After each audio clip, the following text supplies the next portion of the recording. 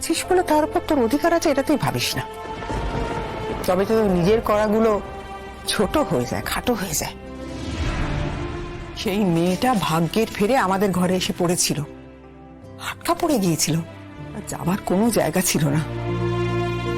কিন্তু এটা তো তার ঘর নয়, ওটা তার ঘর, তার স্বামীর ঘর।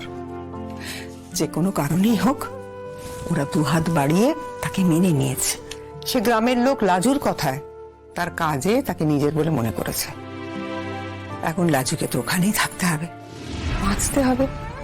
তুই যেটা করলি আজ, তাতে গ্রামের লোকগুলোর মনে তো অন্যরকম সন্দেহ হতে পারে। কি সন্দেহ? তাদের সন্দেহ হতে পারতো তোর উদ্দেশ্য নিয়ে। কেন তুই লাজুকে ফিরিয়ে নিয়ে আসতে এত জেদ করছিলিস?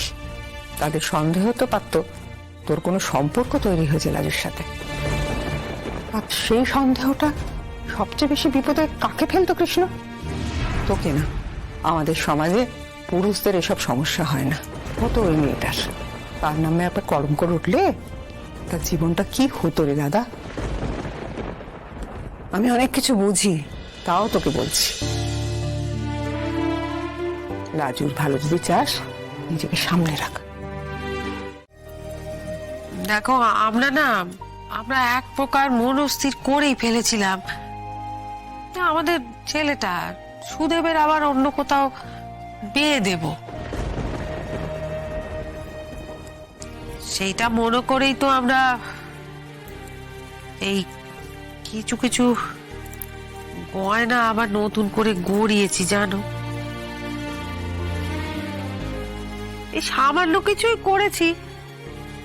তা এখন যখন দেখতে পাচ্ছি যে ছেলের আমার আর নতুন করে বিয়ে দেওয়া হচ্ছে না, তা এই গয়নার উপর তো এখন অধিকার তোমারই হয়, তাই না মা? তাই বলছিলাম এইগুলো তুমি রাখো। এসব আমার না হলেও চলবে। ওই দেখো, আরে তোমার না হলেও চলতে পারে, কিন্তু আমাদের এই বাড়িতে তুমি কান, গলা, হাত এসব খালি করে ঘুর ঘুর করবে, এ কেমন লাগে? তাছাড়া অনুষ্ঠান বাড়ি বলে তো কিছু ব্যাপার আছে, সেখানে যেতে হলে এগুলো তো পড়তে হবে। নাও এগুলো ধরো। এগুলো না খুব কষ্ট করে আমাদের এক একটা হাড় পাঁজর কষিয়ে তবে কিনেছি।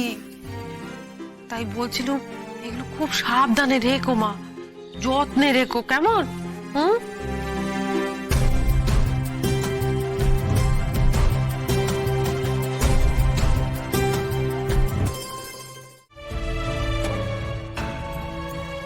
নতুন বৌমা,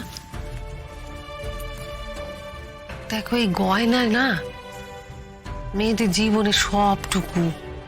সংসারে তার বড় জায়গা হলো এই গয়না। তোমার বাপ মায় তো আর নতুন করে তোমাকে কিছু দেবে বলে মনে হয় না। তাই এখন থেকে এইগুলোই হলো তোমার স্ত্রী ধন, কেমন? খুব সাবধানে রেখো মা। হ্যাঁ মা, এই কিছুক্ষণ আগেই ফিরলাম। এসব অনেক কাণ্ড পরে বলবো, ছাড়ো বাদ দাও। তবে লাজু ওখানে আছে, ওখানে রেখে আসতে পেরেছি আপাতত। এরপর কি হবে জানি না। তোমার আইডিয়াটা ভালোই কাজে দিয়েছে। তবুও জানো তো, একটা চিন্তা মাথায় রয়েছে। দাঁড়াও, আমি পরে ফোন করছি তোমাকে।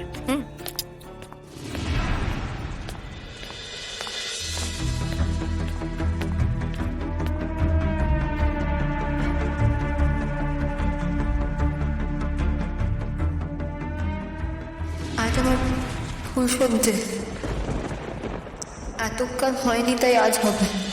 তুমি আজকে ওখানে একটা বিশ্রী রকমের সিন ক্রিয়েট করেছো অনুভব। তুমি আমাকে কিছু বলছিলে? হ্যাঁ, অফকোর্স তোমাকেই বলছি। আর কাকে বলবো? তোমাকে একটা কথা বলছি আমি, আর কথাটা প্লিজ একটু মন দিয়ে শোনো। কি বলছো বলো। তুমি আজকে লাজুর শ্বশুর বাড়িতে গিয়ে যা কাণ্ড ঘটিয়েছো, যেভাবে কথা বলেছো, সেটা কিন্তু তোমার স্ত্রী হিসেবে আমার কাছে খুবই লজ্জাজনক।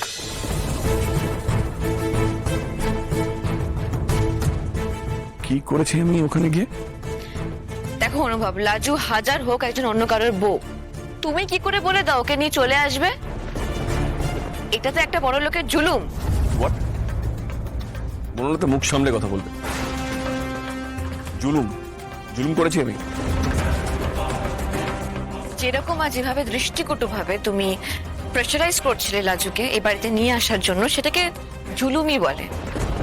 ওই বাড়িতে ওখানে ওর হাজবেন্ড ছিল, ওর শ্বশুর বাড়ির লোকেরা ছিল, তাদের সকলকে তুমি উপেক্ষা করে তুমি নিজের ডিসিশন জানার মতন করে বলে দিচ্ছিলে যে তুমি লাজুকে নিয়ে আসবে। ওয়াই? কেন? এটার কোনো মানে হয়? হাজবেন্ড এতদিন কোথায় ছিল? হাজবেন্ড? হ্যাঁ, বাবা তাড়িয়ে দেবে, বাবা তাড়িয়ে দিলেও কি খাবে, সেই ভয় তো মুখ লুকিয়ে বসেছিল। সবাই যখন দূর দূর করে কথা শোনাচ্ছিল তখন ও কোথায় ছিল? হ্যাঁ, ও কোনোদিন ভেবেছে লাজু কি খাবে? ভাবেনি। একটা অপদার্থ স্বার্থপর ধান্দাবাজ ছেলে। এতই যদি হাজবেন্ড, তাহলে ও লাজুকে এখানে রেখেছে তো কেন বারবার? আমি তোকে রিসেপশনের রাত্রে যথেষ্ট খারাপভাবে বলেছিলাম।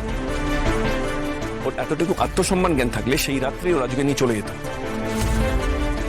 সেটা করার ক্ষমতাও দেখায়নি। এখন হাজবেন্ডগিরি ফলাতে এসেছে। ওদের বাড়ির লোকজন, মিন রাজু শ্বশুর বাড়ির লোকজন, ওদের কোনো কথা বলার যোগ্যতা আছে? সমাজের নাম করে একটা নিরপরাধ মেয়েকে দিনের পর দিন লোকের বাড়িতে ফেলে রেখে দিয়েছিল। আমরা যদি না যেতাম, তুমি যদি না বলতে, আর ওই বলুন নাকি তাকে যদি থাম্মি না বোঝাতো, তাহলে তোরা রাজুকে আবার বের করে দেওয়ার প্ল্যান করছিল।